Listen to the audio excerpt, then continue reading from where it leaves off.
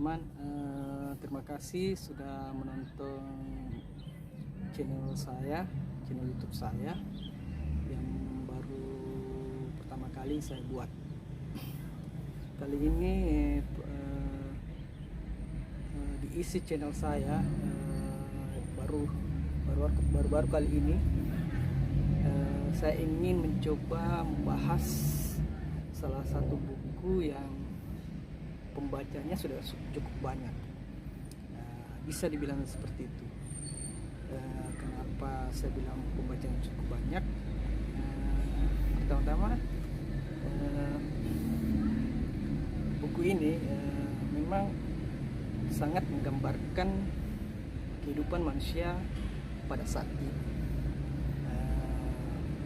Kehidupan yang memang di mana manusia itu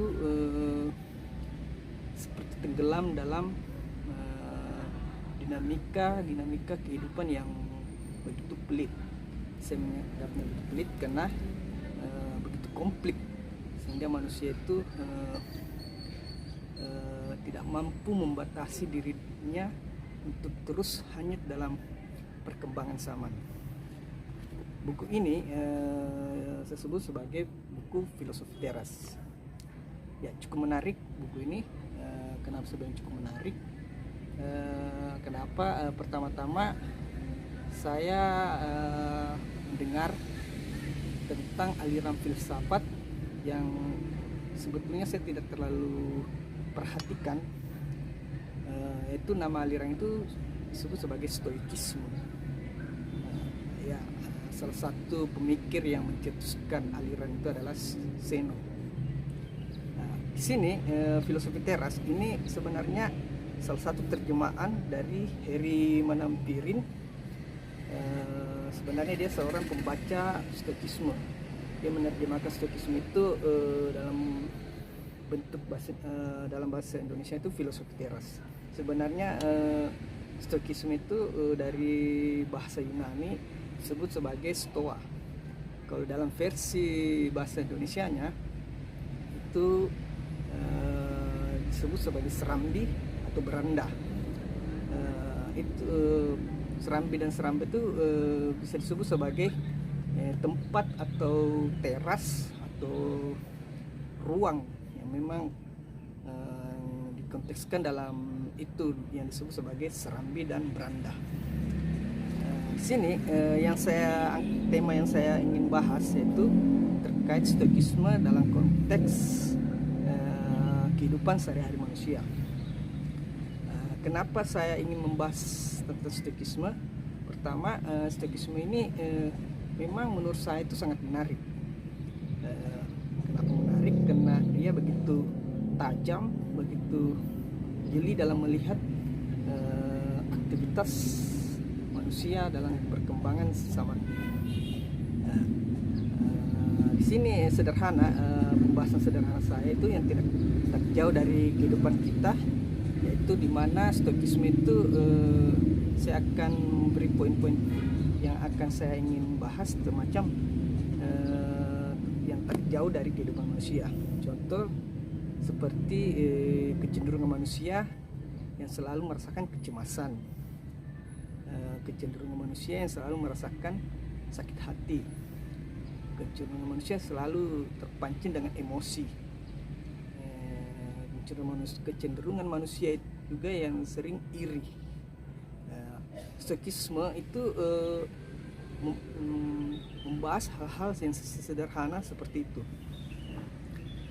Di sini saya bilang menariknya bahwa yang saya ingat dari perkataan Zeno itu dia berkata bahwa jika manusia ingin merasakan kebahagiaan, yang sebenarnya kebahagiaan itu berada di luar kendalinya. Apa maksud dari Zeno itu? Sederhananya begini, jika manusia ingin melakukan sesuatu, sebenarnya sesuatu itu berada di luar kendalinya,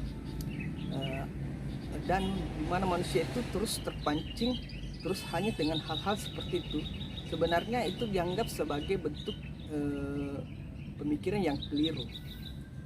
Sebenarnya begini, contoh yang dimaksud seno itu macam manusia itu sering berharap, sering menginginkan, sering memiliki. Sebenarnya itu hal-hal yang memang buruk bagi seno. Kenapa? Itu sangat membahayakan diri manusia. Kenapa manusia? Sebenarnya hal-hal yang kita seperti tadi yang saya sebut sebagai bagaimana kita sangat kecenderungan kita dalam berharap, kecenderungan kita dalam menginginkan, kecenderungan kita dalam mencintai, sebenarnya itu hal-hal yang berada di luar diri manusia. Di sini saya menekankan hal-hal yang berada di luar manusia sebenarnya itu sesuatu yang sudah di mana diri kita itu tidak bisa mengendalikan hal itu. Sesuatu yang hadir dalam yang ada di luar diri kita itu di luar kendali kita. Makanya yang saya tangkap dari ulasan perkataan saya itu bahwa jika kita berharap kepada orang itu kita cukup hanya berharap. Kita tidak boleh lebih menekan, lebih menenangkan rasa, lebih berlebihan menenangkan hal-hal yang dalam harapan-harapan itu. Kita tidak perlu sepenuhnya menenangkan diri kita terhadap harapan itu. Kita tidak perlu menggantungkan semua bentuk keinginan kita dalam harapan itu. Kenapa saya sebut begitu? Bahwa harapan itu kan sesuatu yang kita belum tahu, sesuatu yang belum kita tahu apakah harapan itu akan nyata yang seperti apa yang kita inginkan atau tidak nyata. Itu. Tapi manusia itu orang-orang itu tidak melihat hal seperti itu. Dia seakan-akan tidak buta terhadap hal seperti itu. Sebenarnya ketika kita memahami bahwa harapan itu hal yang hadir, tapi hal yang juga kita belum tahu arahnya kemana. Ya, ada dua. Kalau kita bisa tahu harapan itu ada dua. Apakah harapan itu akan menjadi nyata atau tidak nyata? Apakah harapan itu menjadi sesuatu yang kita harapkan atau tidak kita harapkan? Itu ada dua. Sebenarnya kalau manusia memahami hal sesederhana itu, kita berarti kita sudah berani mengontrol diri kita terhadap harapan itu, tidak sepenuhnya menenangkan rasa terhadap harapan itu. Begitupun dalam konteks hubungan seorang wanita dengan seorang lelaki. Sebenarnya mencinta itu, rasa memiliki itu sebenarnya itu hal yang memang dinilai buruk bagi manusia. Tapi mengapa manusia mengkonsumsi pemikiran-pemikiran seperti itu? Kenapa rasionalitasnya pemikiran manusia itu tidak bisa mengontrol sikapnya seperti itu? Kenapa? Karena manusia itu mungkin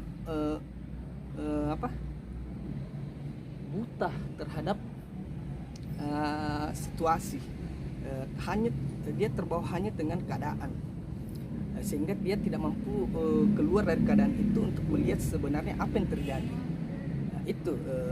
Stokisme membuat kita untuk tidak hanya terhadap keadaan, mencoba bijak melihat apa yang terjadi. Itu tujuan stokisme sebenarnya, mengontrol diri kita, cara berpikir kita, sikap kita. Itu yang menarik, yang membuat saya stokisme ini cukup ilmu pengetahuan yang sangat menarik, dan itu sangat dibutuhkan oleh manusia saat ini. Ya, apalagi kita kehidupan ini kan manusia itu cenderung mudah baper, mudah sakit hati, mudah tersinggung. Itu hal-hal seperti itu kenapa bisa terjadi? Karena manusia itu terlalu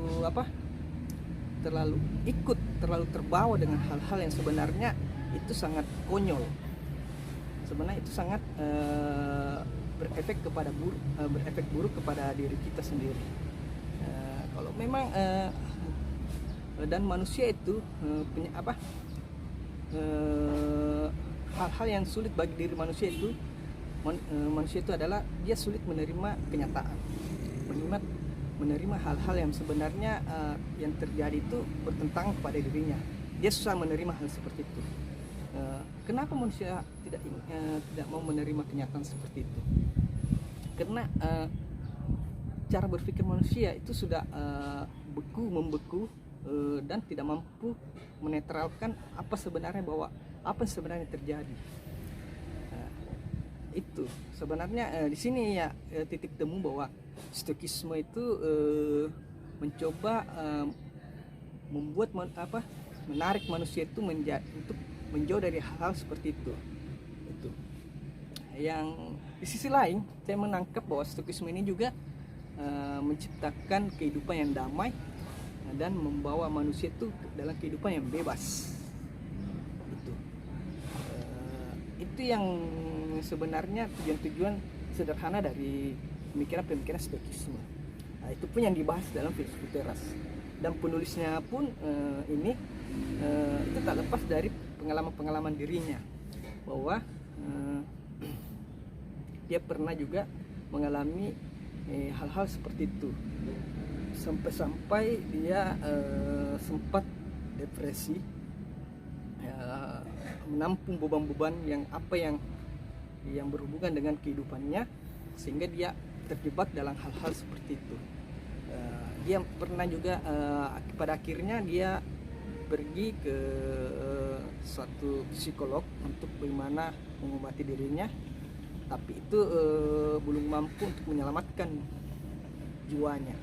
Sehingga yang uniknya yaitu bahwa dia berhasil keluar dari itu karena dia mencoba membaca aliran-aliran pemahaman Stoikisme itu, sehingga dia mencoba menerjemahkan buku ini yang disebut sebagai buku yang berjudul Filosofi Teras. Itu sederhananya itu ya dalam buku ini, meskipun sebenarnya saya belum terlalu membaca sampai habis, masih setengah, tapi saya sudah bisa tangkap arah dari penjelasan ini. Memang itu difokuskan bagaimana tentang diri manusia itu sendiri. Stoikisme itu mencoba mengajar kita, inti dari Stoikisme juga itu dia mengajar kita bagaimana bisa mengontrol diri, semacam yang manusia bisa hal-hal yang bisa dikontrol oleh manusia itu adalah pikirannya, sikapnya, keinginannya, cara menilainya, cara bertindaknya. Itu yang harus dikontrol manusia. Itu yang harus diperbaiki sebenarnya. Ketika kita sudah berhasil mengontrol hal seperti itu, kita pasti, saya pasti yakin bahwa manusia seperti itu akan tidak mudah hanyut, akan tidak punya agar tidak punya dia tidak akan terpengaruh, dia tidak mudah mempercayai hal-hal yang memang sebenarnya membahayakan dirinya. Itu yang sederhana dari buku Stoikisme ini, yang memang menjelaskan kehidupan yang begitu jeli. Dia melihat bagaimana sebenarnya perkembangan zaman itu mempengaruhi juga kondisi dalam bersikap, kondisi manusia dalam bersikap. Itu itulah dari pembahasan dari Stoikisme. Dan sebenarnya sih Stoikisme ini hadir pada Yunani kuno ya. Ketika kalau pembahasan saya ini kan hanya konteskan pada era sekarang. Sebenarnya ketika kita ingin mengkaji lebih dalam tentang apa itu Stoikisme, kita akan kembali ke sejarah masa lampau, membahas tentang bagaimana Zeno bisa menghadirkan aliran pemikiran seperti ini.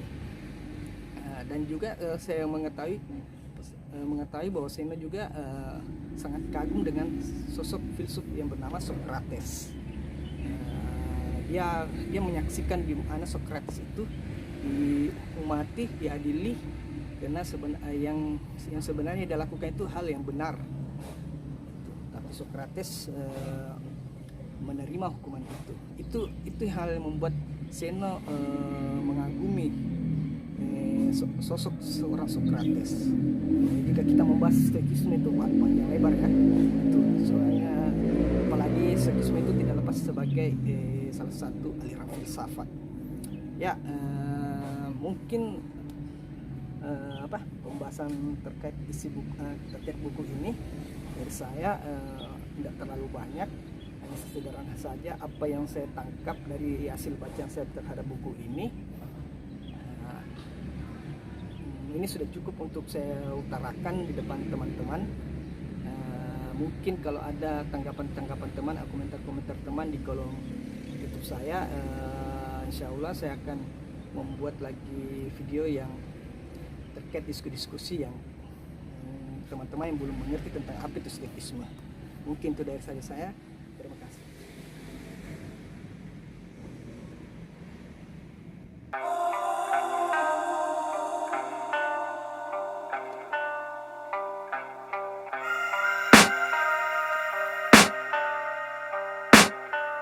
I can hear the demons call when they do what they do.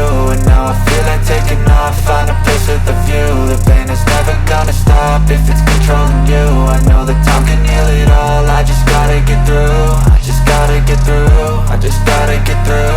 Cause I feel like taking off, find a place with a view. The pain is never gonna stop if it's controlling you. I know that time can heal it all, I just gotta get through. Sometimes I feel like all is lost, but I know it's not true. I wanna put up all my walls cause I'm not in the mood, but then I cut myself off from the rest of the room. I know that time can heal it all if you're patient and soon.